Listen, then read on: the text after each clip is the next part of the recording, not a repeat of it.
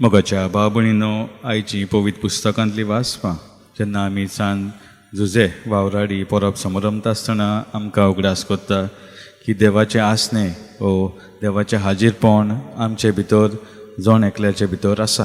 कित्याक आमकां पयले वाचपान आमकां सांगलेलें आसा उत्पत्तीच्या पुस्तकान कशे भाशेन देवान जेन्ना मनशांक रचलें तेणें आपणाचेंच रूप तांचे भितर घातलेलें आसा.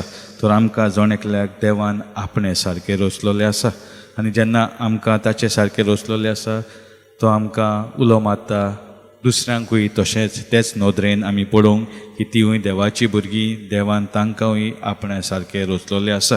आनी जेन्ना आमी ताका तशें पळयता तेन्ना आमी ओळखून घेता एकामेकाक की तांची गूण जे गुणांनी भरलेले आसा, जे तालेंत तांकां दिलेले आसा तांकां आमी शाबासकी दिवंक पावता, तांकां आमी प्रोत्साहन दिता आनी बरें जिवीत जिवंक आदार दिता.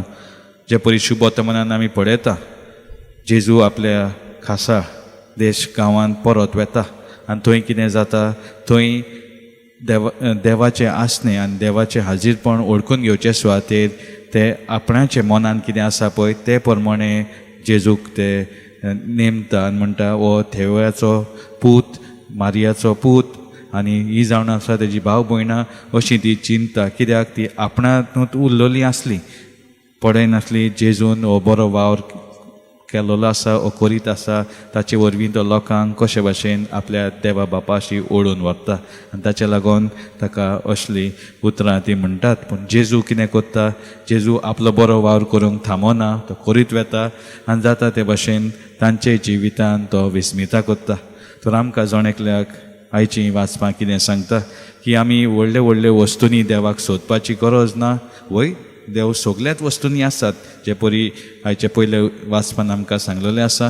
पूण ल्हान ल्हान दिसा दिसपटे जिवितान आमी जियेता आसतना ल्हान ल्हान वस्तूंनी देवाचें हाजीरपण आसा तें ओळखून घेतल्यार आमी बरे भाशेन जिवंक वावुरतलीं. म्हटल्यार देवाचें हाजीरपण जेन्ना आमी पळयता आमी ते वस्तूंक तशेंच मनशांक बरो रेस्पेद मान दिवन मोगान लेखूंक आमी वावुरतलीं.